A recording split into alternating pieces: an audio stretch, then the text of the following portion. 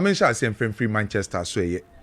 Anopa no na wo de betu ye nim about Kobe Mainoo ni situation after say Kobe Mainoo catch Manchester United in penny for say Manchester da na kuma so on pese obeye bibia basa na edo Manchester United supporters a woman no etimi efiri omumu no pe playing time no benya playing time dia anka Manchester frontier ase na nkomo fa Kobe Mainoo nkolon Emma no power this story ne by Manchester for penny for see dey bi omo ma boy ni nkolon on fighting for the position ewie 4 clubs and as approaching Manchester being for Kobe Mainoo loan 4 clubs no Napoli Newcastle AS Roma and Olympique de Marseille 4 clubs ewie oma approaching Manchester and the camp of Kobe Mainoo say Manchester cry and turn on a permanent basis there and come on for Kobe Mainoo for more loan Kobe Mainoo person movie Echo club will be playing time because or per World Cup no ebiako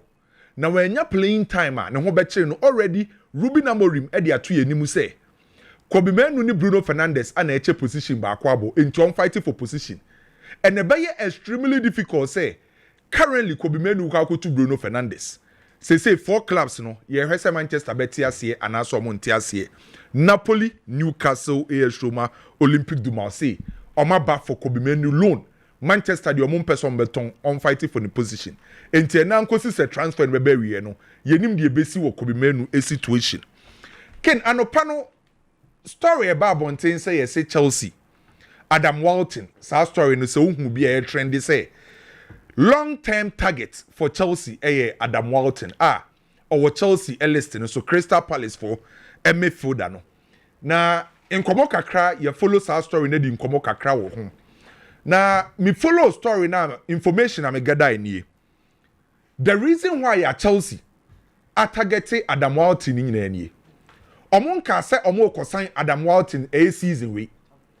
Chelsea phone him say Adam Walton no omo ntimi nyane say most especially time na ye drew or transfer na be dem for Crystal Palace say on betimi jai boy no am na free team nim. Enti the Chelsea e man ne trigger Chelsea for say I was say almost as a monitor brand and a Romeo Lavia. Chelsea for who Romeo Lavia situation is any injuries no ye too much. It is an Wuti Enzo Mares can pokra on the press conference or say still na brand no the fitness level ni do sasro. And Chelsea for at target Adam Walton say in case still na Romeo Lavia no ni injuries no esa real KBMA. And no anombet me approach Crystal Palace for Adam Walton. So the reason why a story about Bontini no because of Romeo Lavia. Romeo Lavia about Chelsea no when your ankle injury, when your hamstring, when your thigh injury, when your muscle injury. About Chelsea na no Romeo Lavia tinefie 298 days. And to Chelsea for when say injury in a yard or so. And to say injury never cause say adia. Any a long-term target no and was say Adam Walton. And yes a Chelsea for Ekofa Brantieni and Mainoo ya ente because of Romeo Lavia. Oko Bayern ewo Germany. Bayern aye signings ni bi wo ho bebre. Say some more try so betimi Chelsea wie for Nicholas Jackson. Na another player Bayern for targeting no osa wo Chelsea. Tariq George. Tariq George another player Bayern for etimia targeting no. Now the reason why I buy and for targeting Tariq George is simple. After some Musiala Eco Prayer no, the number 10 role Bayern no big match at this season against Leipzig. Now player company used to know as a number 10 player no Serge Gnabry. Bayern for who say omo like wingers bebre, most especially say omo convert a winger to attacking midfielder no. Currently omo senior wingers omo squad nim no. Luis Diaz, Serge Gnabry, and a branch friend say Michael Olise. And to buy and phone they say Oma and San Kunya another winger, and San Beka Hona nya bear for a bar affect you season no. And to also me pay a winger. On only buy ya no on be obi obabe starting lineup nim. Bobe free bench aba no wetimi abe complement the effort of the starters no. And to Chelsea winger, Tariq George, one player. Bayern forces so mu Nicholas Jackson the say kukuro. Tariq George player bakwa Bayern force so targeting. Now the new offer Real Betis kwa Manchester United for Anthony Enye. Manchester United akache Robert say Anthony no ombeje 40 million euros. Clubs ahodoɔ every Turkey, Saudi Arabia and the offer aba say omo ready to pay Manchester United asking price of Anthony. 40 million euros no. Manchester person omo discount by Anthony say there be team of person obo no Robertis. Robertis for try so many Manchester United be reach agreement. Offer bi omo dia ko bi Manchester rejected. Latest offer Robertis ede konyeken. Omo person omo ko tua 25 million euros for Anthony. Na sa 25 million euros no just 50% of the right no. Enti anka Manchester United emfa 50%, no more Robertis emfa 50%. So say Robertis dachi bia no so mo sa ton Antonia. Eskemi ombenye bia no Manchester benye mu 50%. Enti sa 40 million euros na Manchester United pay for Anthony no. Robertis so mu ntimi ntua ses ka no bombe timetua emu 50%. A ombe timetua 25 million euros. Manchester United be accept sa bid no. And also mo accept Manchester say there be omo pay 40 million enti ye hwede deal no e ba akosie ena no pay PSG mpanyimfo ene Manchester City mpanyimfo esi nkonya na nkonya PSG ni Manchester City mpanyimfo si ni nyina no eye goalkeeper Donnarumma ye nyina nim say ofi PSG na ken anopa ne nkomo na e course between PSG and Manchester City na eye very positive yes PSG for no eye accept 30 to 35 million euros for Manchester City for Donnarumma. Manchester City for any boy no any Enzo Raiola. Edi nkoma akwachi o ma agree personal terms. Ebe depend on the exit of Ederson. By PSG for na Manchester City you have some betimi o mewie. And now no paying nkoma cost na a very positive 30 to 35 million euros. For Menanko since a transfer in Bebe no. You expect say Donnarumma be move here. And you most likely so be come Manchester City.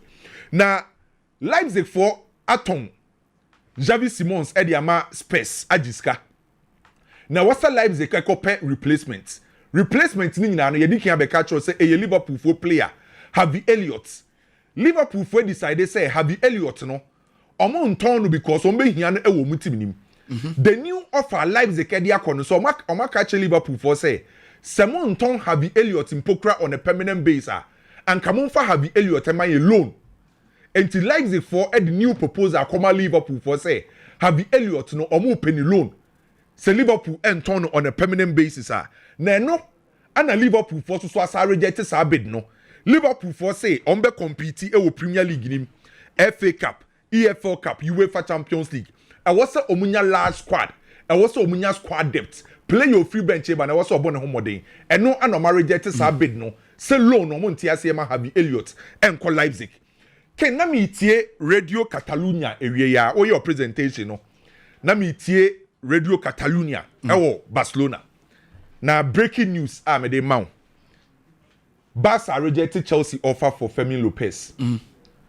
Ewie ya o your presentation ya na Radio Catalunya for so your almost post. Omo de omo na be in Barcelona for pa. Barca ewie ya omo rejected Chelsea offer for Fermin Lopez. Now on say ye yet Ghana has here ye ka say Fermin Lopez no 50 million euros, 60 million euros, 70 million euros no. Ye say offer Chelsea de call ye no. Ama Barcelona reject no. E ye below 50 million euros. Say ye ka 50 60 no. Chelsea offer mo dia come Barcelona no. Enduru 50 million euros. Enduru kra. Ana Radio Catalunya ewie you almost post show. Oma break is Barcelona rejected offer no. Ni nyina na ye say Chelsea enra ana Chelsea dey omu project omu proposal ana financial power e come Fermin Lopez ana ne camp. Fermin Lopez makacho say oyanda Stella no senior staff for me agents e wo ho no me ba ko nko 10 e ho na Joshua Bennett e wo e ho na Marco Vanzini e wo na among 10 agents omu Stella no only one agent ana air convince Fermin Lopez e man in free Barcelona ye friend Luis Alonso. So 10 agents omu ya Stella no ba ko pe ana aka che Fermin Lopez e man nko Chelsea Luis Alonso enti ene Chelsea offer mo de call ye no Barcelona reject a ye below 50 million euros. Ama Barcelona a reject sa de no ewie ya. Garnacho so e wo kobam. Akodu. O kobam se amene o kase Garnacho e wo kobam. A ye hwe so be ne medical se wie bibia. Na Enzo Maresca e ye ne press conference no. Ana nsam trofo busa ne se o mahu Garnacho e wo kobam. na wahu na ana o se o ye no kre Garnacho e wo Kobam na Kobam na Garnacho wo no Enzo Maresca oni ba bi pote Paul wo na ehoso na papa friend say Enzo Maresca e dia tudwa say Garnacho ohu ne say oye winger enti Garnacho no oba Chelsea no obebo as a winger. Garnacho favorite position is left wing. Left wing gonna obe compete with Gittins and Pedro Neto. Enti coach ne bie nanum ton or say Garnacho no or ye winger. Enti Garnacho akopiem e wo Kobama. Ye head ye eba akwa akosie between Garnacho. Na enra Spurs for the offer call Manchester for Mainoo. Enra enumre after so mu wie Xavi Simons no. Almost had the offer e call Manchester for Mainoo. Ama Manchester rejected Spurs for offer no.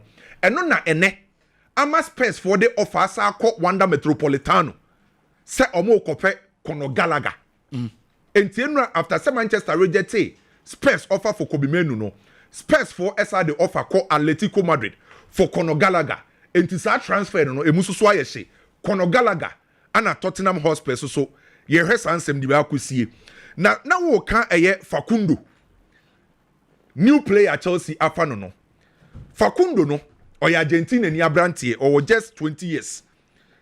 Anna Brighton for sign free Rosario Central edene by 5.3 million pounds.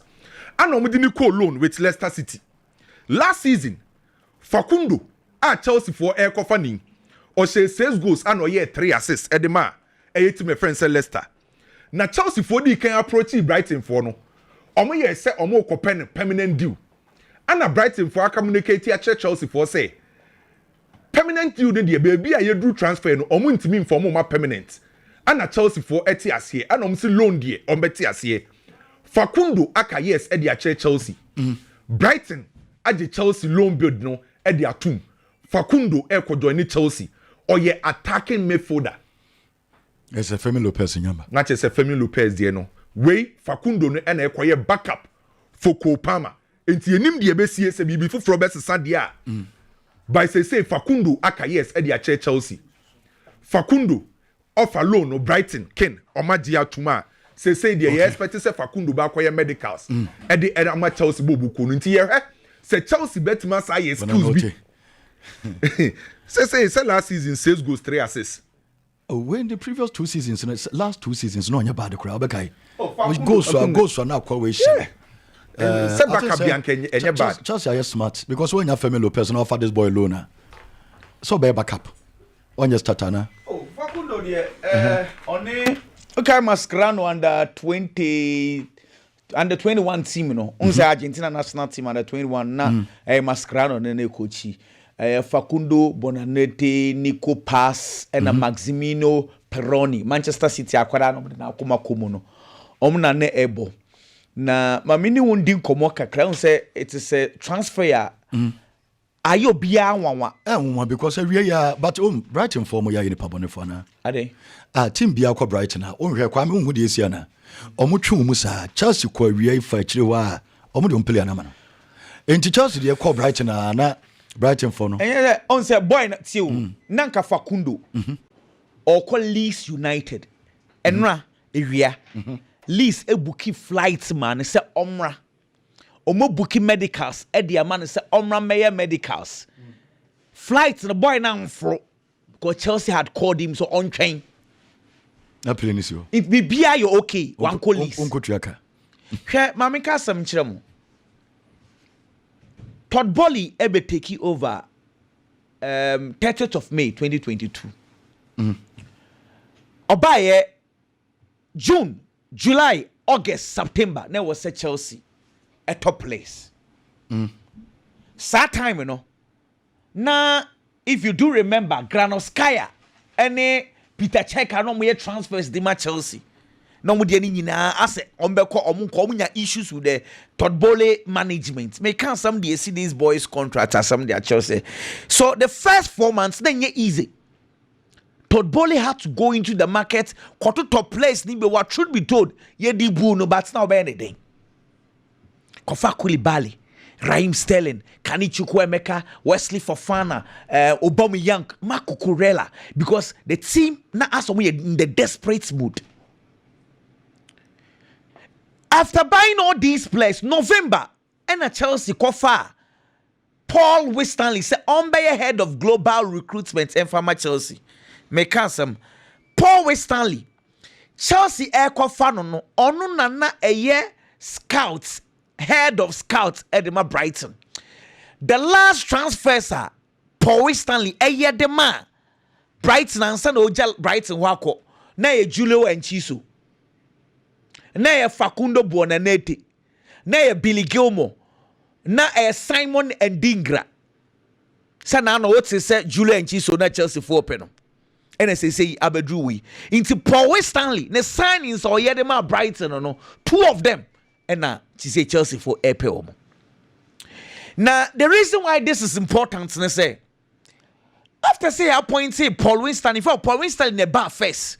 Actually in February and more appointed Lawrence Stewards man back on their first transfers are omumienu yeye Paul Winstanley and Lawrence Stewards omumienu yeye as Chelsea sporting directors Todd Bowley and Gabali Jaimo omu yeye no and kofa Nicholas Jackson and kofa Cole Palmer and kofa Moises Caicedo and kofa Romeo Lavia Edibaye. Right from their first transfers, Chelsea, Todd Bowley, omunyine jejumane di ama omo. Pacho komana how do what I say? Now, so the kind of believer Todd Bowley in the board of directors, and what the two sporting directors, omo ka samoa, penyifo ni tie. Inti bibia who your coach or who your bianoa, they first listen to their two sporting directors. Because the kind of transfers suda say when they insisted some kofa Kopama board of directors na because Chelsea no Michael Olise the sporting directors insisted some kofa Kopama the rest a history. So the belief is super. Let me give you one example again. Pochettino not Todd Bowley peno. So Bekaya the two sporting directors a 18-page document. Pages makumaku 18 explaining why as sporting directors ni feel say Pochettino Chelsea Pamu Todd Bowley insisted say Pochettino yebe season he was doing well. And Egabali Chelsea for board of directors Egabali best supporting sporting directors when the sporting directors were allowed to do their job. They brought on board Maresca, though Chelsea wanted to go in for other coaches. Sporting directors for the insisted say, "Some bets yeah, and I send them if you go in for Maresca, be jumano." Ken, in combating say, these two sporting directors, decisions on when taking the Chelsea since they came. I'm a board of directors, not you didn't say, "Oh, let's go this direction." It is difficult. A bad thing. Say, Pennyfone betcho manu de si form. Say, yes, sir. Xavi Simons, Paul Winstanley, as you munyai. Xavi Simons said, ye. Paul Winstanley, so I insist to say, I say, boy, talents, no, who ye. Say, yes, sir, Chelsea could have gone in for him. Paul Winstanley say Chelsea for nyai. Now, the Facundo Bonanator conversation, just like what Kami is saying, all right, let's foot it. Left to Fonibia, Otimi Bo, the Bo night to say extravao the NB. Or Kati in, or Boshot a cop, Otimi Boss a right winger, Betimia was a left winger, Nemum, now one didn't pay a right wo. Otimi Bo as a number 10. Last season, Brighton now so on to me more born. And I'm the new call loan. And no kobono loan. Ewa Leicester wakone nem wa Leicester and wa Sanswaba. It will be any so or call list. Me man name that say Chelsea for will even make an approach. In fact, me say Chelsea for wanted this boy. They buy me timu first ne say blue co and fano. Chelsea for fan on nom the contract book. Just like they wanted to do for Julio and Chiso. But we are beginning to learn say Chelsea for Lancashire person for boy. I am surprised. The reason I'm surprised, they say, meaning say Chelsea for front four, no. Position be a 2. Number 9, a Dilap, any Joao Pedro. Right wing one, na a Pedro Neto, any Extravao. Left one, a Jamie Giddens. And as I say, yeah, for Garnacho, Eddie Akaho. And number 10 one Ababeye Cole Palmer. It's near Xavi Simons or Fermin Lopez to add up. Send your position front four in a 2-2-2-2. It makes a lot of sense. Now Xavi Simons dealing here off.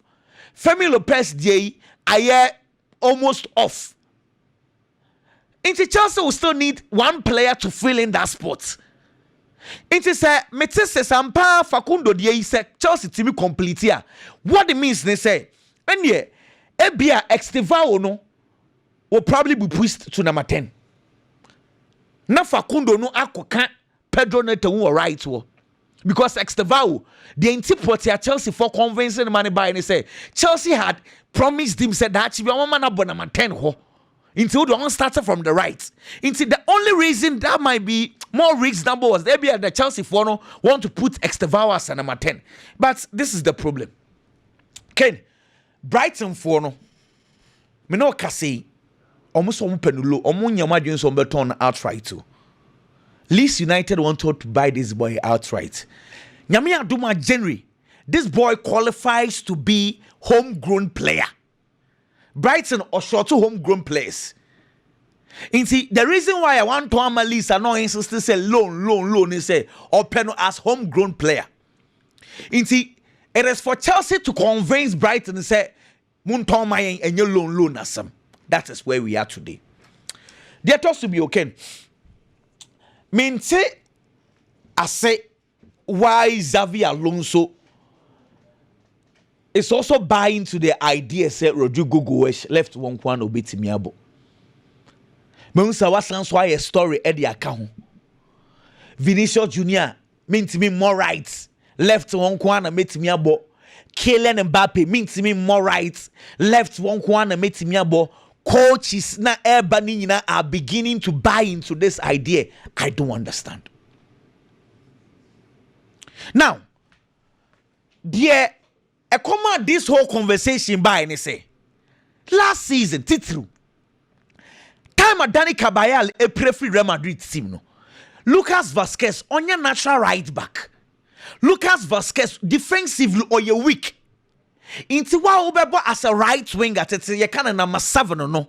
Who adwuma bebre because you have to always fall back to help Lucas Vazquez. And the son na born na Lucas Vazquez e bono. Who ya number 7 na obesa because onyade. So that was the problem. So last year, whoever tried playing the right will be our Obre. Mbappe Bre, Vini Bre. Just say, Obi Obe try be no Bre. Ada Gule crowd they no own to me because of Lucas Vazquez. Send no si ball. But when Dani Cabayal is available, oh, about right to a home Bre because defensively oh you good. In the time of Lucas Vazquez, not all struggle hono. Fellow Mendy was doing excellent. I was left because only defensively oh you good. In the Vini you're comfortable playing with Fellow Mendy. Now, Ken, this season. Matter the trends are, but also defensively or you weak. I agree. Now, Dani Cabayal is returning. See, it is because of trends, the weakness in see, and then now coach say he's beginning to like Brahim Diaz on the right wing because Brahim Diaz defensively or Babe Boa Trent Alexander-Arnold. But Ken, so coach now find the solution to the right wing position. Not every single player running away go for the left one. Ken, I am asking say I mean we do nkomo sisi. Madrid attackers ni nyina the only player on complaining about the right wall Ibrahim Diaz. Na sani edibo season. Sisi ye ko yenim na crucial game will be abana Brahim Diaz enya available. Who is going to play at the right wing? No,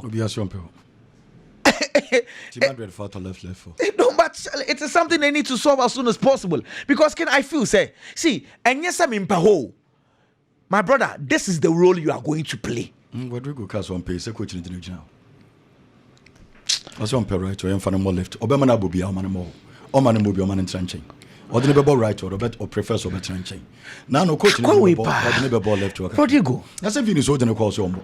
Mbappe calls your Montiese or so. Are we going to entertain this? Me more. Because right, well, clearly, Brahim Diaz or body, but if you have what we gonna sacrifice it.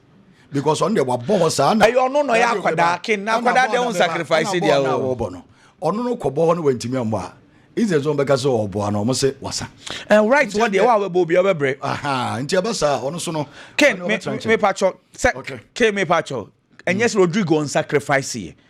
Ono na your boy dear say when I saw modia it is not sacrifice. It is your responsibility to do that. You cannot play in a team of Messi, Ronaldo. Anyway, now you're obese young guy now about your sacrifice. You cannot sacrifice. And idiot only Vini in Mbappe in while on Rodrigo needs to accept the fact it's on your boy womb. So he needs to play there. But my point is that the insistence on Mimpe right, it will come back to hands Real Madrid. Jose Mourinho. Me feel say ohia mwakakra.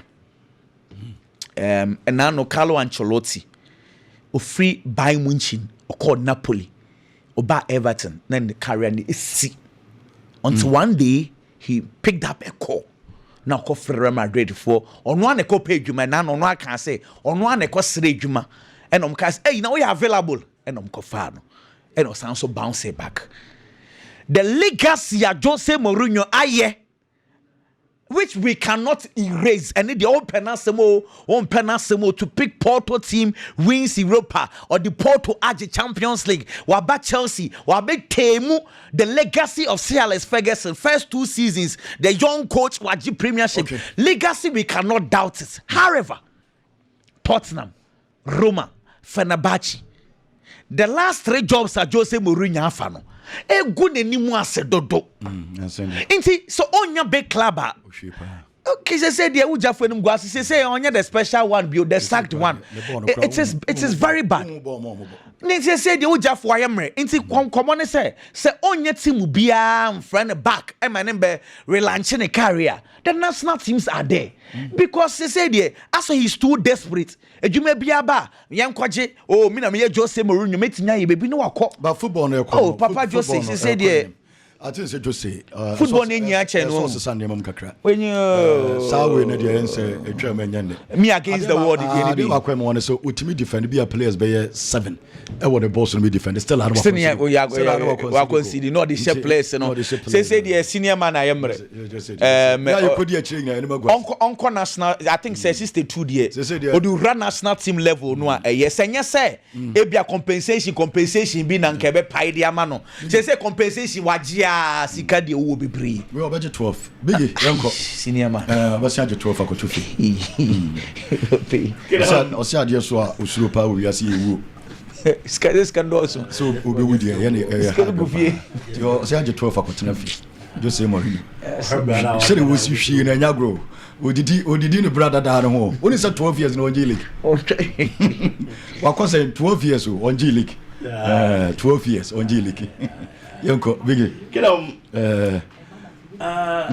there is difference between me pay and me here say me pay bibi and me here bibi there is difference between these two things want and a need obi a otu Xavi Simons for and Xavi Simons kasaye e man join the Tottenham boboko no aboa kwada ne pa because na Tottenham here Xavi Simons but Chelsea there a penana or penekeke Chelsea wanted him Tottenham needed him that is the difference Ken last year din komo na make the entire Chelsea their positions anymore hono mo a already filled Xavi Simons as a number 10. Number 10 no Chelsea there. A Copa dia. Uko honma yenye. But the baba be call World Cup. Every player be away Europe be ampai born say o make mover. Obeko into a club a obenya biabo. Onya playing time a. Eno na be nam so amana show ni best. E wo park na so. Na ne man mu no. Ye free player said ya call World Cup akwa kusi akan a.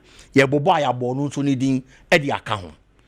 It is a Xavi Simons wo ho. Not him say pena. I was akwada ni hwem no taking the best decision and be boa the career. I am not saying Senko Chelsea and came one career. Debbie. But at Chelsea, the kind of competition and be face, it was true be at the chance Spurs Bobo Konim. The last time I thought on Bobo Konibo game against Manchester City, English Premier League anymore. So she game no. Ube the kind of midfielders at Tottenham pioneer. Na Rodrigo Bentancur, João Paulinho, and a Papi Matassa. These 3 midfielders, midfielders are defensively. They are defensive-minded players. ɛwɔ Tottenham Boboko ni mfimfin there was no form of creative spark ɛwɔ Tottenham team ni mfimfin honom enti sɛ ɔhwɛ ya just Mohamed Kudus and Brent Johnson and a try to creative from the flanks no dia ban mfimfin aba support Tottenham Boboko no because nipo ye the creative spark for Tottenham omo midfielder a creative dem omo pa no Madison ye out oye injured ken last season about 31 matches in the league and them out Tottenham Boboko no or share 9 goals and or assisted 7 times Oma misses such a player it's that creativity a player the be team that kind of performance assist any goals numbers are player any be team no Tottenham are misses a link and a bridge no between the midfield and the attack they don't have it enti na ebe hia so mo be come market no makwa hwehwe obi de na ba be hye no obeboa asi akan dia ma omo James Maddison a prayer throughout the season e be dey so obenya minutes dia ma Tottenham enti e was all pay equal quality now the Phillies our position no and na ade ni kokosi Javi Simons so last season in the Bundesliga open one of the best players e wo Bundesliga ni mo ntimi monya akwada ne mfamfim about 25 games in the Bundesliga and o share goals 10 and assists 7.